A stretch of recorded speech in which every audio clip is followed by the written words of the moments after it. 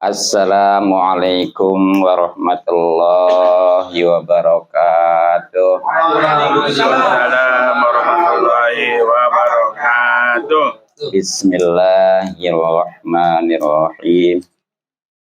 Alhamdulillahirabbil alamin wa bihi nasta'inu ala umuri dunya waddin. Wassalatu wassalamu ala asyrafil anbiya'i wal mursalin Sayyidina Muhammadin Sallallahu alaihi wasallam. wa ala alihi wa sahbihi ajma'in, amma ba'du. Yang terhormat Saibul Musibah, yakni Bapak Ade Romli beserta keluarga besarnya, yang mudah-mudahan selalu diberikan kesabaran dan keimanan serta keselamatan juga kebarokahan untuk almarhumahnya, yakni Rizka Salimah binti Haji Ade Romli. Mudah-mudahan diampuni dosa-dosanya, diterima amal ibadahnya, terutama diridhoi oleh Allah Subhanahu wa taala. Amin.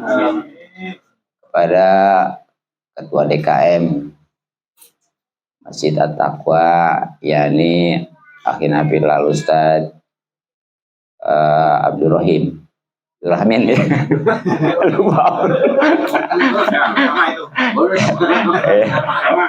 Lupa dulu kadang-kadang ya.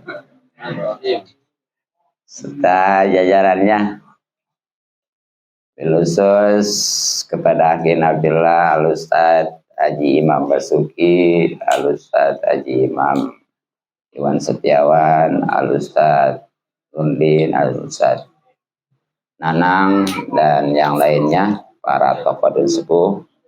Kita doakan mudah-mudahan dipanjangkan umurnya dalam keadaan sehat lahir batin, sehingga bisa istiqomah membimbing kita di jalan Allah Subhanahu wa taala.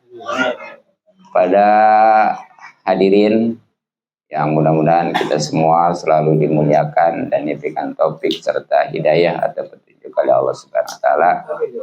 Mudah-mudahan kumpul kita dirahmati dan diberkati serta diridhoi oleh Allah Subhanahu wa taala, juga mendapatkan pahala yang besar dan banyak ilmunya lebih akhirat. Amin ya rabbal alamin. Terutama pahala dan keuntungan silaturahmi, mudah-mudahan rezeki kita dimudahkan dan dibanyakan serta dibarokahkan. Umur kita dipanjangkan dalam keadaan sehat lahir batin. Dan baru saja kita sama-sama membacakan hadiah puji dilengkapi dengan pembacaan surah Yasin serta doanya. Mudah-mudahan semuanya diterima oleh Allah Subhanahu wa taala, sehingga almarhumah Rizka Salimah binti Ade Romli sekali lagi diampuni dosa-dosanya, diterima amal ibadah serta diakdama diridhoi oleh Allah Subhanahu wa taala. Terlebih lagi pahala dan keuntungan ngaji yang memang hukumnya wajib, bahkan wajib ain. Artinya siapa yang ngaji insyaallah mendapatkan pahala, tapi yang tidak atau belum ngaji, nauzubillah, tanpa disadari dia berdosa. Hadirin rahimakumullah, tadinya saya mau membahas tentang Harkonas ya, karena sekarang ini ramai dan marak yang namanya kondangan. Sampai ada tadi istilah Harkonas, Hari Kondangan Nasional. Tapi karena memang momennya ini adalah musibah, yakni kematian, maka saya akan menyampaikan tentang misteri kematian. Yang jelas, yang namanya kematian ini sebenarnya sudah cukup buat kita semua sebagai nasihat. Bagaimana Rasulullah SAW sabdakan, kafa bil mauti wa izan. Cukup kematian itu sebagai nasihat agar kita mawas diri, hati-hati, sehingga insya Allah akan selamat dunia akhirat. Nah, karena memang yang namanya kematian, siapapun juga, jangankan manusia, hewan sekalipun, selagi dia itu punya nyawa, pasti akan merasakan. Sebagaimana Allah firmankan di dalam surah Al-Imran ayat 185. A'udzubillahi minasyaitonirrajim.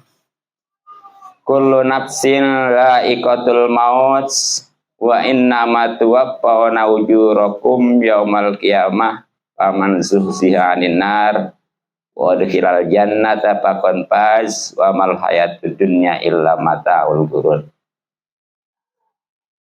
Wallahu a'lam bimuradi, setiap yang bernyawa atau berjiwa pasti akan merasakan kematian. Dan itu memang nggak usah terlalu dipikirin sama kita. Tapi yang terpenting adalah bekalnya.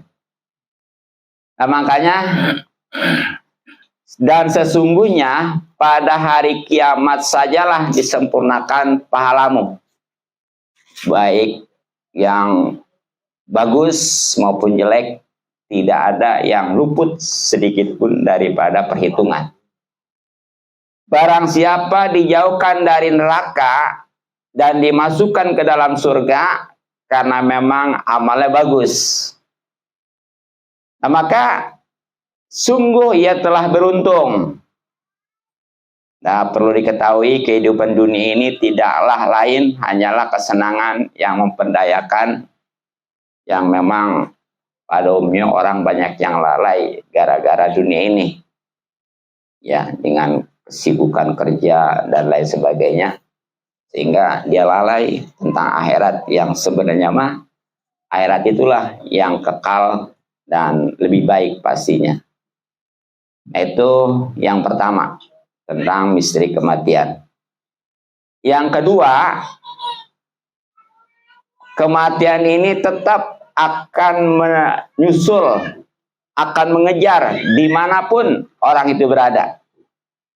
Bagaimana firman Allah Subhanahu wa taala di surat An-Nisa ayat 78 ya. A'udzubillahi minasyaitonirrajim.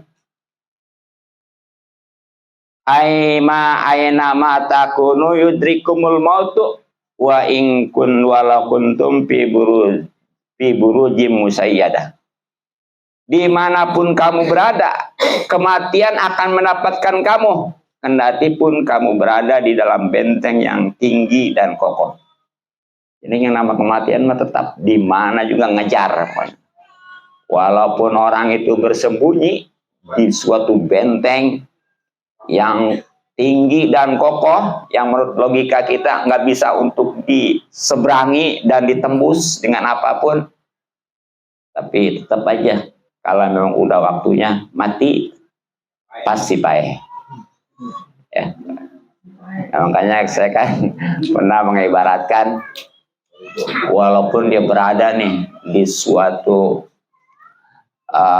rumah yang gerbangnya juga kokoh, kemudian di dalam gerbang itu pintunya juga kokoh. Dia juga udah sembunyi di kamarnya, pintunya juga kokoh. Bahkan di dalam kamarnya juga dia sembunyi di lemarinya. Lemari juga kokoh. Ya. Bahkan di balik lemari dia bikin suatu apa namanya? Kalau kata dulu berakas ya.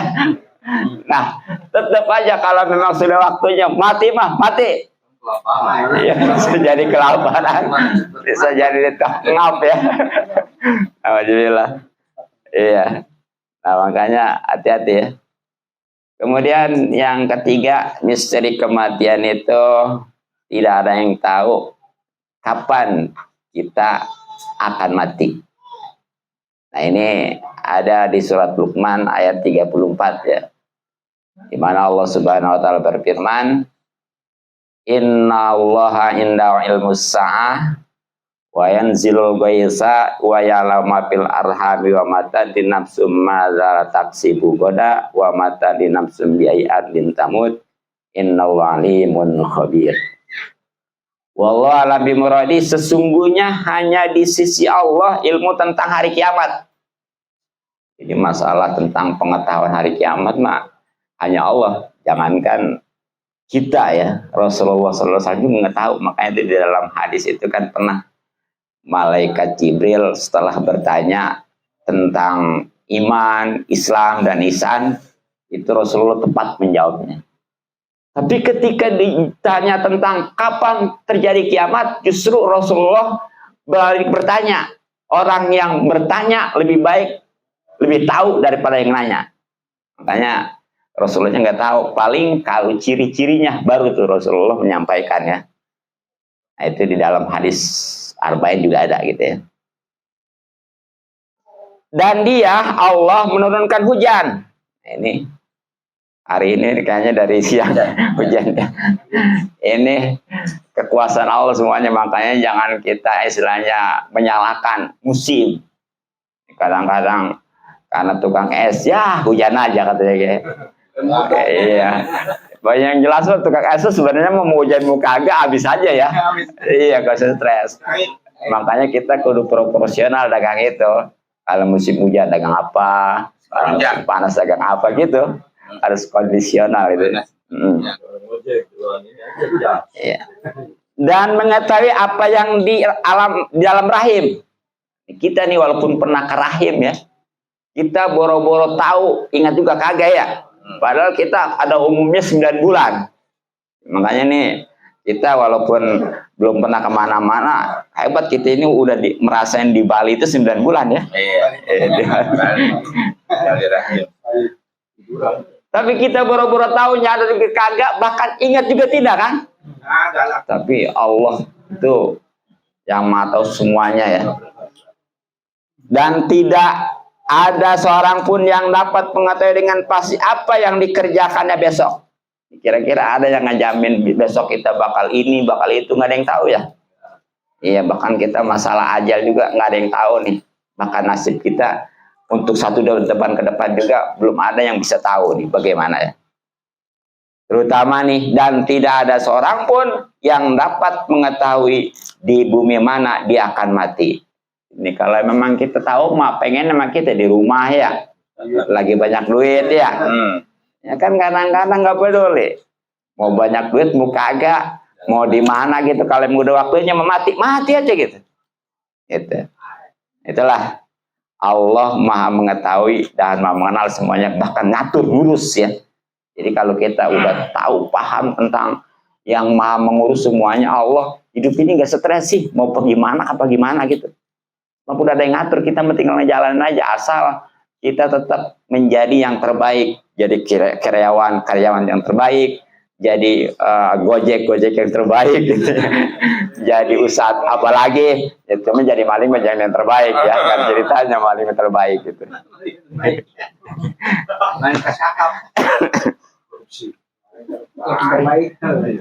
Nah kemudian selanjutnya misteri kematian adalah ini ada di surat Al-Jumu'ah ya. Cuma ini jangan dibaca nih. Padahal kalau dibaca dari awal surat jadi ketemu nih ya. Cuma kebanyakannya bacanya dari ayat yang ya ayyuhallazina amanu idza nudiya lis-shalah itu aja ya. Padahal sebelum ayat itu ada nih. Di antara ayat misteri kematian. Bagaimana? Allah Subhanahu wa taala berfirman, "A'udzubillahi minasyaitonirrajim. Qul innal mautal ladzi tafirruna minhu fa inna mulaqikum. Tsumma turaduna ila alimil ghaibi wasyahadah fa yunabbiukum bima kuntum ta'malun." Wallahu a'lam bimuradi. Katakanlah, ini Rasulullah suruh mengatakan, menyampaikan kepada umat, alhamdulillah nyampe ke kita tuh ya. Kalau memang kita baca Al-Qur'an, memahami, itu luar biasa. Sesungguhnya kematian yang kamu lari daripadanya, manusiawi semua juga nggak pengen mati mah ya. Iya, apalagi yang banyak dosa.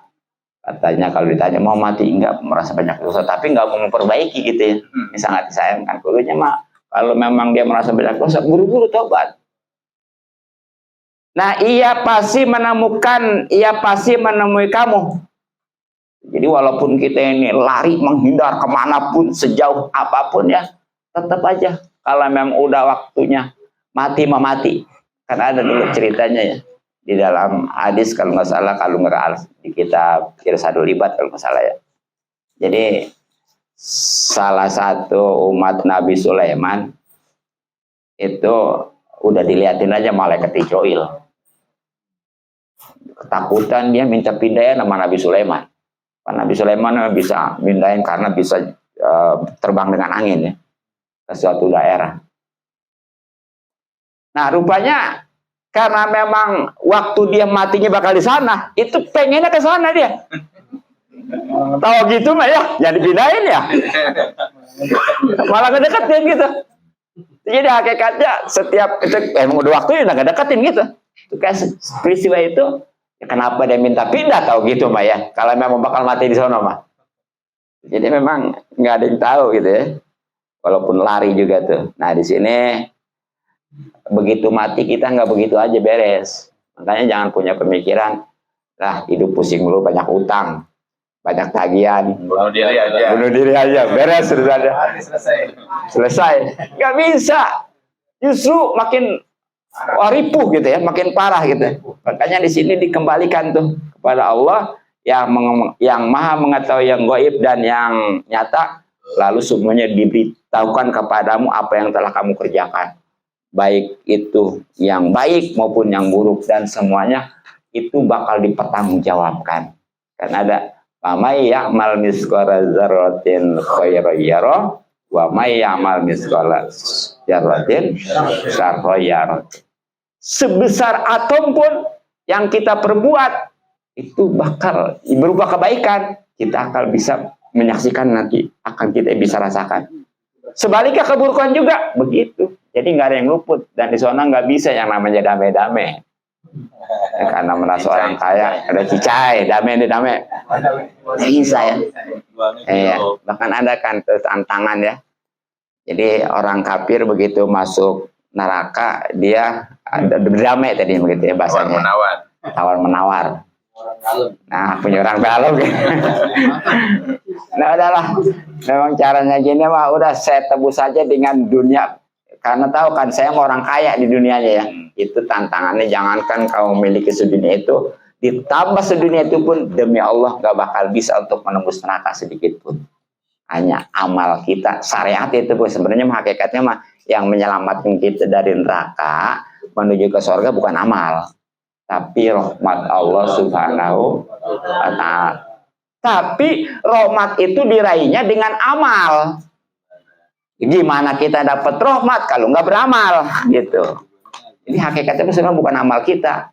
Amal kita mah hanya buat meraih rahmat. Ya, ibaratnya seperti orang kerja. Itu nggak ngejamin dia digaji. Karena bisa jadi pada waktu bulannya kepala bagiannya kabur. Sekarang kan gitu ya? Di bawah duitnya. Di bawah duitnya ya. Nah itu. Sebaliknya nih. Padahal mah saya umpamanya karena kenalan dengan kepala bagian ya, kerja nggak apa kagak gitu. Saya datang ke situ tiba-tiba di persen 5 juta gitu ya. Bisa jadi kan?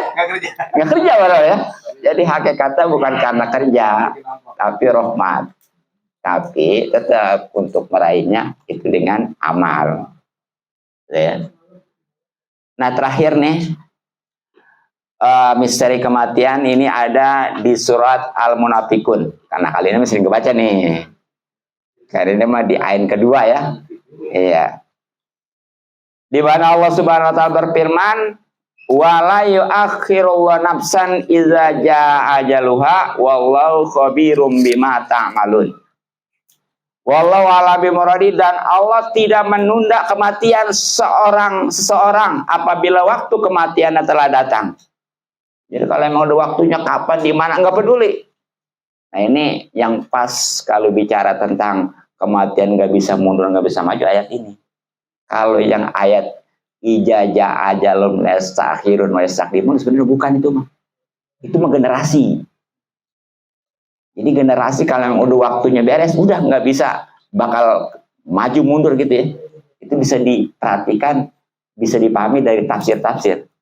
Jadi yang pas untuk kematian ini ayat ini. Ya, Al-Munafikun ayat 11. Gitu ya. Nah, kemudian ayat sebelumnya nih, ini sebagai bekal kita nih. Kalau memang kita sudah memahami tentang kematian, bagaimana itu misterinya luar biasa, Dan memang kita ini enggak mesti stres dengan kematian. Memang kalau udah waktunya mah udah nggak bakal bisa kita nolak. Yang penting mah bekalnya nih. Makanya di ayat sebelumnya itu Allah Subhanahu wa taala berfirman, wa anfiqu mimma razaqnakum min qabli ayati ahadakumul maut fayaqula rabbi laula akhartani ila ajalin qarib fa asaddaqu akum minas solihin. Dan infakkanlah ya sebagian dari apa yang telah kami berikan kepadamu. Di sini enggak semuanya, enggak, cuma sebagian. Dan ini pun enggak pikti-pikti, enggak mesti kita punya harta 10 juta 5 juta, enggak ya, yang bagusnya minimal 2,5% gitu ya. Nah, sebelum kematian datang kepada salah seorang di antara kamu, nih banyak nih peluang kita ya. Masjid belum beres ya. Nih, hubungin DKM. Ya, sebab kalau sudah terjadi kematian, itu mereka minta untuk diakhirkan, dikembalikan ke alam dunia. Robbi laula akhartani ila ajalin qarib. Ya Allah, kalau seandainya saya dikasih tempo aja barang 1 hari, pasti saya ini akan infak, akan bersedekah. Di sini bukan pengen kawin lagi. Bahkan bebannya juga kagak ya. Jadi benar-benar ini pentingnya infak nih sedekah ya. Nah, kalau memang dia sudah infak, pasti dia itu akan menjadi orang-orang yang soleh. Dengan kata lain, untuk meraih kesolehan seseorang itu adalah dengan infak.